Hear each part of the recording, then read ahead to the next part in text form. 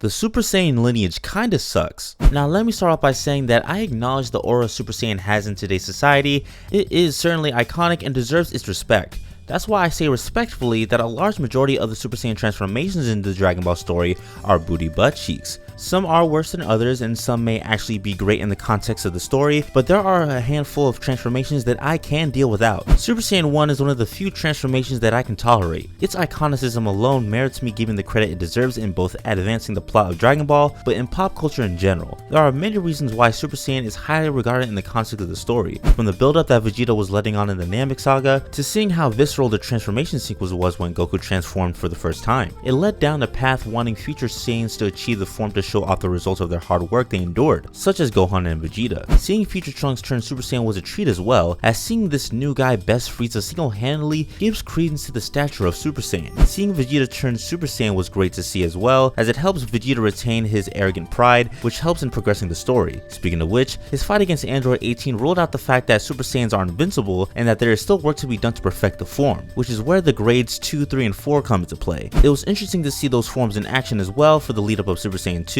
so they deserve a mention here as well. All in all, Super Saiyan 1 is a transformation I'll happily give praise for, as it being one of the only ones I do so far. This may be an unpopular opinion, but Super Saiyan 2 kinda sucks as a transformation. Not in terms of power and raw ability, but of what it means in the context of the show and its utilization. The only reason I think people regard Super Saiyan 2 highly is because of its introduction with Gohan with his fight against Cell. And don't get me wrong, that transformation sequence is one of my favorites in the entire franchise and of all of anime, but that's the only time Super Saiyan 2 gets its moment to shine. At least with Super Saiyan 1, it had time to breathe, especially with the grade variants. Now we just go from Gohan turning Super Saiyan 2 and not much else noteworthy happens until Super Saiyan 3 gets introduced. Now you may want to include the Super Saiyan 2 fight between Goku and Majin Vegeta in the Blue arc, but to my knowledge, in the manga, the fight didn't last as long in the anime, so what most of us saw was conjecture and based on the creators of the anime as opposed to the original author's vision. And even if we included the anime version, you can't tell me anything specific about that fight that gave credence to the legendary status of Super Saiyan 2, aside from it being stronger than the original. They could have just been in their Super Saiyan 1 forms and the fight would have mostly stayed the same. And it also doesn't help that the transformation itself doesn't look any more appealing than the original Super Saiyan for most characters, aside from Teen Gohan with his hair spiking up more than usual. First off,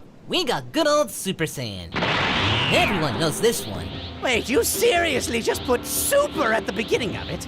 That's kind of lazy if you ask me. And this Oh, okay, yeah, just cut me off. is a Super Duper Saiyan. You don't look... I mean, is there a difference? I literally cannot tell. There's little zappy zaps. See?